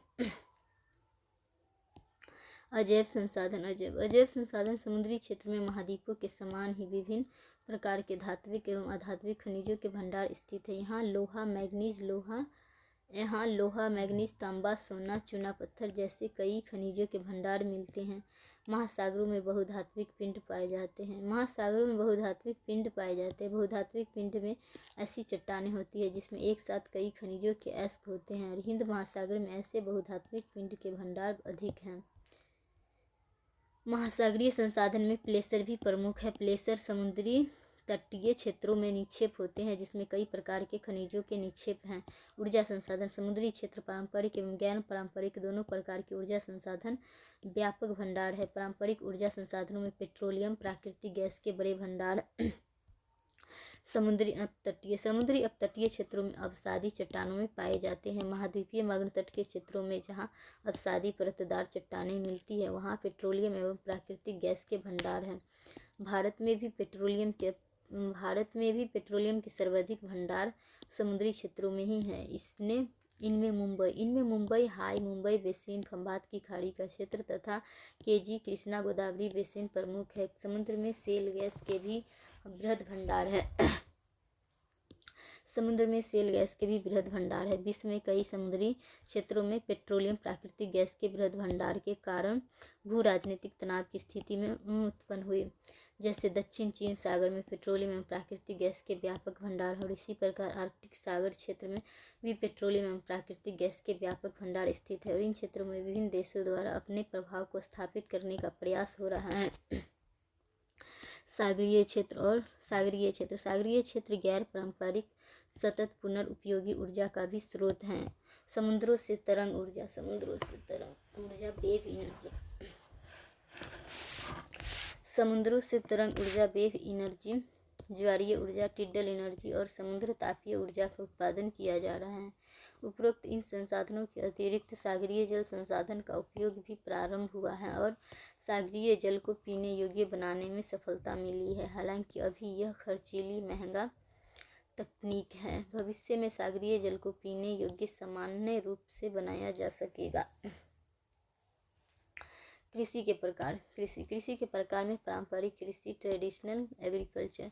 ऐसी कृषि जिसमें कृषि पद्धतियाँ परंपरागत होती हैं और जो परंपरागत रूप से अपनाई जा रही है, जैसे खेतों की जुताई, फसलों की लगाई, सिंचाई, बीज ये सभी वही होते हैं जो प्राचीन काल से पारंपरिक रूप से अपनाई जा रही हैं। अतः कृषि तकनीक प्राचीन होती है। ऐसी कृषि में उत्पादन और उत्पादकता दोनों कम होती है। भारत एवं कई मानसूनी एशियाई देशों में कृषि का स्वरूप पारंपरिक बना हुआ है। आधुनिक कृषि, मॉडर्न एग्रीकल्चर। ऐसी कृषि जिसमें नवीन वैज्ञानिक कृषि विधियों का उपयोग कर मशीनों की सहायता से सिंचाई सुविधाओं के उपयोग द्वारा खेती की जाती है तब इसे आधुनिक कृषि कहते हैं। और इसमें उन्नत बीज, संकर बीज तथा उर्वरकों की सहायता से खेती की जाती है और इसमें कृषि में उत्पादन एवं उत्पादकता दोनों अधिक होते हैं। विकसित देशों में आधुनिक कृषि की जाती है। जीवन निर्वाह कृषि, लाइवलीहुड एग्रीकल्चर। ऐसी कृषि जिसमें कृषक फसलों का उत्पादन अपनी आवश्यकता के लिए करता है और कई प्रकार की फसल की कृषि अवलिक खेती करता है ताकि इनकी आवश्यकता की आपूर्ति हो सके। इसमें व्यावसायिक दृष्टिकोण से खेती नहीं होती और केवल जीवन निर्वाह के लिए खेती की जाती है। यह भी पारंपरिक कृषि ही है। व्यावसायिक कृषि, कमर्शियल एग्रीकल्चर। ऐसी कृषि जो व्यापारिक उद्देश्य से की जाती है, अर्थात जहां उत्पादों को बाजार में बेचा जाता है और व्यावसायिक उद्देश्य से खेती की जाती है एंड यह आर्थिक लाभ पर आधारित खेती होती है। इसमें खाद्यान्न फसल, नकदी फसल, कैश क्रॉप जैसे गन्ना, तंबाकू, बागानी फसल जैसे चाय, कॉफ़ी कई उत्पाद आते हैं। बागानी कृषि इसमें बड़े बड़े फार्मों पर बागानी फसल जैसे फल, रबर, नारियल, चाय, कहवा जैसी कई फसलों की खेती शामिल है। गहन कृषि, इंटेंसिव फार्मिंग। ऐसी कृषि जिसमें भूमि पर जनसंख्या दबाव अधिक होने के कारण भूमि का उपयोग अत्यंत सघनता से या गहनता से की जाती है, अर्थात भूमि को परती नहीं छोड़ा जाता, तब इसे गहन कृषि कहते हैं। यह ऐसे क्षेत्रों में की जाती है जहां जनसंख्या की तुलना में कृषि भूमि कम होती है, जैसे भारत एवं मानसूनी एशिया के अन्य देश जैसे बांग्लादेश, म्यांमार, जापान, पश्चिमी यूरोप। भारत में श्रम सघन खेती होती है, जबकि पश्चिमी यूरोप में मशीनीकृत सघन कृषि होती है। विस्तृत कृषि, एक्सटेंसिव फार्मिंग। ऐसी कृषि जिसमें आधुनिक विधि द्वारा और मशीनों की सहायता से बड़े बड़े कृषि फर्मों पर कृषि की जाती है, तब इसे विस्तृत कृषि कहते हैं और यह विकसित देशों की कृषि है। शीतोष्ण कटिबंधीय घास के मैदान में विस्तृत कृषि की जाती है। USA, कनाडा, ऑस्ट्रेलिया, न्यूजीलैंड, पूर्वी यूरोप मुख्य क्षेत्र हैं। नोट: विस्तृत कृषि में गहन कृषि की तुलना में कुल उत्पादन अधिक होता है लेकिन उत्पादकता कम होती है। मिश्रित कृषि मिक्स्ड फार्मिंग, फसल, पशु और फसल फिर चारा कृषि, फसल फिर पशु, चारा कृषि, घर चारा फोडर। 10 हेक्टेयर में 20 टन उत्पादन होता है तो उत्पादकता बराबर 20 टन 2 टन प्रति हेक्टेयर। मिश्रित कृषि के फार्म हाउस। ऐसी कृषि जिसमें फसल और पशुपालन साथ साथ व्यावसायिक दृष्टिकोण से किया जाता है उसे मिश्रित कृषि कहते हैं और यह आधुनिक कृषि है जो फार्म हाउस में की जाती है और यह विकसित देशों की कृषि है। मिश्रित फसल कृषि ऐसी कृषि जिसमें कृषक एक ही खेत में एक से अधिक फसल कोल लगाता है और यह जीवन निर्वाह कृषि का स्वरूप है। ऐसी कृषि भारत में की जाती है। फसल चक्र कृषि। फसल चक्र कृषि क्रॉप रोटेशन फार्मिंग सस्यावर्तन ऐसी कृषि जिसमें कृषक फसलों में फेरबदल करके अर्थात फसलों को क्रम को निर्धारित करके खेती करता है, उसे फसल चक्र कृषि कहते हैं। और यह भारत में नहीं की जाती है और यह विकसित देशों में की जाती है और इसके कारण मिट्टी की उर्वरता बनी रहती है। सहकारी कृषि कोऑपरेटिव फार्मिंग यह सामूहिक कृषि है जिसमें भूमि पर सामूहिक रूप से कृषि की जाती है। जैसे पूर्व सोवियत संघ में सोव खोज कोल खोज सहकारी कृषि की जाती थी। कोल खोज सामूहिक सहकारी, सोव खोज सरकारी सहकारी, ट्रक फार्मिंग या टीले फार्मिंग या रेल फार्मिंग ये महानगरों के आसपास होने वाली कृषि वैसी जिसमें सब्जियां उगाई जाती है और इन्हें ट्रकों एवं रेल के माध्यम से महानगर तक लाया जाता है, अतः इसे ट्रक फार्मिंग रिले फार्मिंग कहते हैं। Dairy farming. डेयरी फार्मिंग यह आधुनिक तकनीक पर आधारित दुग्ध कृषि है जिसमें दुग्ध एवं दुग्ध उत्पादों को मशीनों की सहायता से प्राप्त किया जाता है। यह मशीनीकृत पशुपालन है। डेनमार्क एवं न्यूजीलैंड में सर्वाधिक विकसित है। स्थानांतरणशील कृषि शिफ्टेबल फार्मिंग ऐसी कृषि जिसमें कृषक स्थान परिवर्तन कर खेती करता है तथा स्थायी कृषि क्षेत्र नहीं पाया जाता। यह मुख्यतः जनजातीय द्वारा की जाने वाली कृषि है और इसमें कृषक वनों को काटकर या सीधे जला देते हैं और उसकी राख को मिट्टी में मिलाकर पारंपरिक रूप से कृषि करते हैं। 2 से 3 वर्षों के उपरांत यह जगह जगह बदल देते हैं और इसी प्रक्रिया द्वारा खेती करते हैं और इसे भारत में झूम कृषि कहते हैं। कॉन्ट्रैक्ट फार्मिंग संविदा कृषि। कॉन्ट्रैक्ट फार्मिंग में किसानों से निजी कंपनियां विशेष फसल को उत्पादित करने के लिए अनुबंध करती हैं और इसमें किसानों की उपज की खरीद की गारंटी होती है। इसके कारण किसानों के समक्ष कृषि उपज के विक्रय और उत्पादों के मूल्य को लेकर संशय नहीं रहता। भारत में कृषकों की एक प्रमुख समस्या उत्पादों के बाजार तक पहुंच नहीं हो पाना भी है। इसके अतिरिक्त यदि कृषक अधिक उत्पादन करता है तब स्थानीय मंडी में कीमत उचित नहीं मिल पाता। ऐसे में एक कॉन्ट्रैक्ट फार्मिंग में किसानों के समक्ष बाजारों तक पहुंच और मूल्य तक समस्या समाप्त हो जाती है। इसका लाभ बड़े कृषकों के साथ ही छोटे कृषकों को भी प्राप्त हो सकता है और इसमें उत्पादों के भंडारण और बाजारों तक पहुंच की परिवहन लागत को भी समाप्त किया जा सकता है, जिसे अनुबंध कृषि कहते हैं। लीज या पट्टे पर कृषि। इसमें कृषक अपनी कृषि भूमि को एक प्रकार से किराए पर देता है। कोई भी व्यक्ति या निजी कंपनी किसी किसान से या कई किसानों से सामूहिक रूप से किराए पर या पट्टे पर भूमि लेता है और उस पर कृषि करता है और इससे किसानों को अपनी भूमि के बदले एक सुनिश्चित राशि प्राप्त हो जाती है।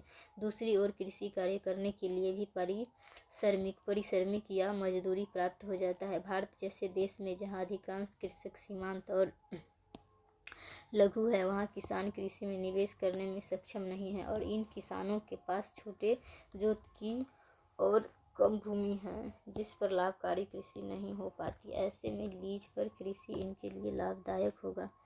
भारत में कृषि फसल एक में खरीफ फसल जून जुलाई से अक्टूबर नवंबर और रबी फसल अक्टूबर नवंबर से मार्च अप्रैल और जायद फसल मार्च अप्रैल से मई।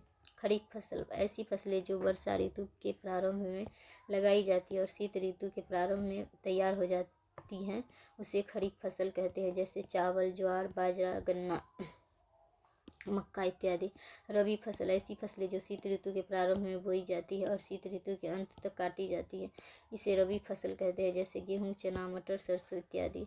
तीसरा जायद फसल ऐसी फसल जो ग्रीष्म काल के प्रारंभ में लगाई जाती है और वर्षा ऋतु के प्रारंभ तक तैयार हो जाती है, उसे जायद फसल कहते हैं। जैसे तरबूज, खरबूज, ककड़ी, खीरा, सब्जियां। भारत में हरित क्रांति तथ्य स्वतंत्रता के समय तक भारत की 80% से अधिक जनसंख्या कृषि पर निर्भर थी। देश के जीडीपी का 57% मात्र कृषि से प्राप्त है। कृषि अर्थव्यवस्था का मुख्य आधार था। वर्तमान में 55% जनसंख्या कृषि पर निर्भर है। जीडीपी का 13 से 14% कृषि से प्राप्त होता है। भारत की अर्थव्यवस्था को कृषि प्रधान कहते हैं। कायिक जनसंख्या श्रम या 52% कृषि में लगी है। भारत में कृषि का स्वरूप पारंपरिक कृषि का बना। पारंपरिक कृषि का बना जीवन निर्वाह स्वरूप का बना हुआ। कृषि में गरीबी, बेरोजगारी, प्रचंड बेरोजगारी, छिपी हुई बेरोजगारी की समस्या है। भारत में जोत का आकार छोटा है और यह अलाभकारी है। भूमि का असमान वितरण है और 85% सीमांत एवं लघु कृषि कृषकों के पास लगभग 50% भूमि है। 7.5% मध्यम एवं बृहद कृषकों के पास शेष 50%। 17.5% कृषक भूमिहीन है। 45% कृषि भूमि ही सिंचित है। शेष मानसून पर निर्भर है। इसीलिए भारतीय कृषि को मानसून का जुआ कहते हैं। खाद्यान्न उत्पादन 1950 से 51 में 5.26 करोड़ टन और 2019-20 में 30 करोड़ टन। उत्पादकता केजी प्रति हेक्टेयर। सिंचित क्षेत्र 522 केजी प्रति hectare, 2.26 crore hectare. 2250 KG per hectare, 9 crore hectare सकल का। इसके बावजूद कृषि में बेरोजगारी, भुखमरी, कुपोषण। भारत में केवल 40% मशीनीकरण है। भारत कृषि में भूमि शुद्ध नेट कृषि भूमि वह भूमि जो कृषि के लिए उपलब्ध है उसे शुद्ध कृषि भूमि कहते हैं। 14.1 करोड़ हेक्टेयर, 47%। सकल ग्रॉस कृषि भूमि 18 करोड़ हेक्टेयर। सकल कृषि भूमि बराबर शुद्ध भूमि प्लस शुद्ध भूमि का वह भाग जिस पर एक से अधिक बार कृषि या खेती की जाती है, एक से अधिक बार फसल लगाया जाता है। शुद्ध भूमि सकल भूमि बराबर x+y। बहुफसली कृषि भूमि 3.9 करोड़ हेक्टेयर है। अलाभकारी कृषि। अलाभकारी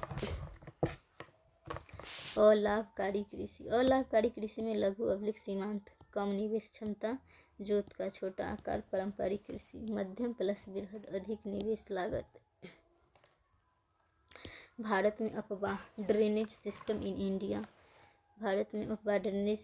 इंडिया। उच्च भूमि चारों बगल उच्च भूमि हो और इधर ढाल हो नीचे की तरफ तो सरिता सहायक भूमि। फिर मुख्य नदी। जल विभाजक अफवाह प्रदेश। मुख्य नदी अपनी सहायक नदी और सरिताओं के साथ जिस प्रदेश में प्रवाहित होती है उसे अफवाह प्रदेश ड्रेनेज रीजन कहते हैं। जैसे उत्तर भारत में सिंधु अफवाह प्रदेश तथा गंगा ब्रह्मपुत्र अफवाह प्रदेश। जल विभाजक यह ऐसी उच्च भूमि होती है जो विपरीत दिशाओं में अफवाह को निर्धारित करती है और यह पर्वत, पठार, ऊंचे मैदान हो सकते हैं जैसे हिमालय, अरावली, पश्चिमी घाट जल विभाजक है। विंध्यन सतपुड़ा भी जल विभाजक है। नदी बेसिन इसमें किसी नदी के उद्गम से रिवर बेसिन मुहाने तक की नदी घाटी को शामिल किया जाता है। नदी कमांड क्षेत्र। नदी कमांड क्षेत्र नदी के निचले मैदानी भाग को नदी का कमांड क्षेत्र कहते हैं। यहाँ सिंचाई सुविधाओं के लिए 1974 से 75 में कमांड क्षेत्र विकास कार्यक्रम की शुरुआत की गई है। पूर्ववर्ती या पूर्वगामी अफवाह क्या है? एंटीसीडेंट बृहद हिमालय। फिर हिमालय के काट के बीच ऐसी नदियाँ जो अपने पूर्व की ढाल का अनुसरण करती हैं और नए ढाल का उस नदी के मार्ग पर कोई विशेष प्रभाव नहीं होता और नदियाँ अपने पूर्व की मार्ग पर ही प्रवाहित होती रहती हैं, तब ऐसी नदियों को पूर्ववर्ती या पूर्वगामी नदी कहते हैं। जैसे बृहद हिमालय के उत्तर से निकलने वाली नदियाँ जो बृहद हिमालय को काटती हुई दक्षिण की ओर प्रवाहित होती हैं वह पूर्वगामी प्रकार की है, जैसे सिंधु, सतलज, तीस्ता, ब्रह्मपुत्र, अरुण, कोसी नदी भी।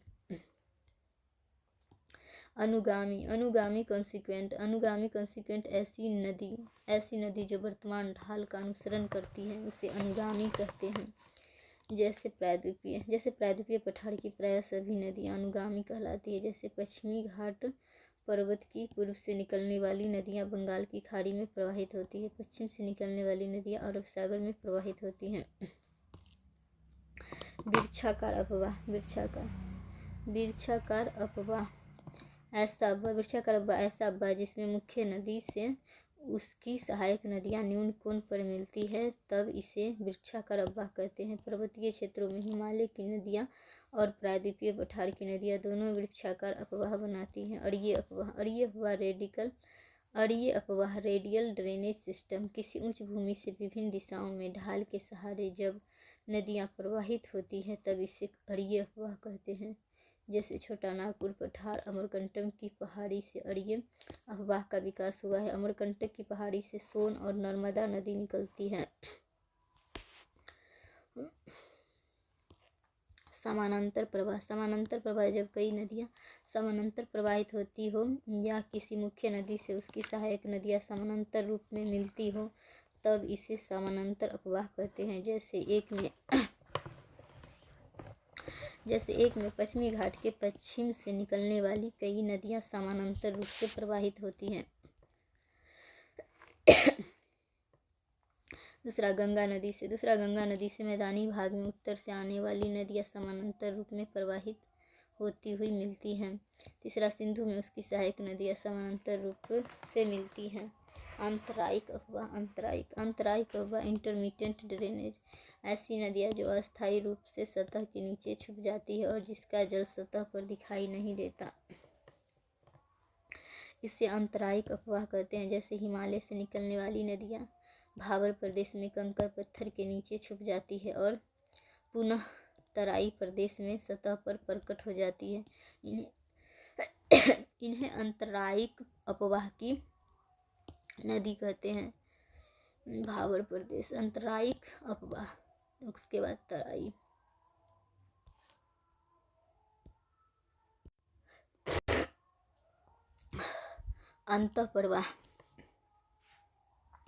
अंतःप्रवाह इनलैंड। ऐसी नदियाँ जो समुद्र में मुहाना नहीं बनाती और स्थलीय भागों में ही समाप्त हो जाती है, अंतःप्रवाह कहते हैं। जैसे अरावली के पश्चिम से निकलने वाली प्रायः सभी नदियाँ अंतःप्रवाह बनाती है और इनमें रूपायन नदी सांभर झील में मिलती हैं। अरावली, बनास, साबरमती, चंबल, यमुना। लूनी, जोजरी, सुकरी, बांडी, मेढा कच्छ के रण में समाप्त हो जाते हैं। नोट। अरावली। एक में अरावली के दक्षिण पश्चिम से निकलने वाली साबरमती नदी एकमात्र ऐसी नदी है जो समुद्र में मुहाना बनाती है और यह खंभात की खाड़ी में गिरती है। दूसरा, अरावली के पूर्व से निकलने वाली बनास एकमात्र नदी है जो चंबल में मिलती है और चंबल के साथ यह यमुना में और फिर गंगा अफवाह प्रदेश का अंग बन जाती है। डेल्टाई अफवाह नदी की मुख्य धारा उपधारा सागर जलोढ़ के निक्षेप।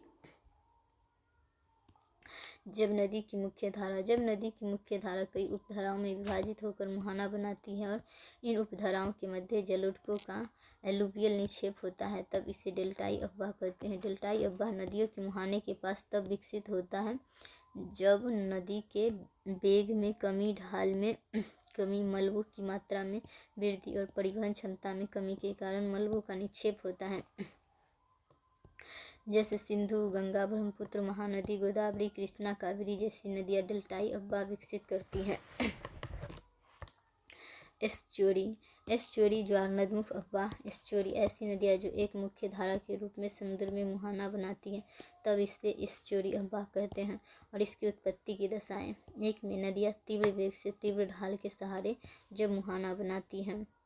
दूसरा, जब कोई नदी किसी भ्रंश घाटी से प्रवाहित होती है और भ्रंश घाटी समुद्र तट तक स्थित होती है। जैसे नर्मदा एवं ताप्ती नदियाँ भ्रंश घाटी से प्रवाहित होती हुई अरब सागर में एस्चुरी का निर्माण करती हैं।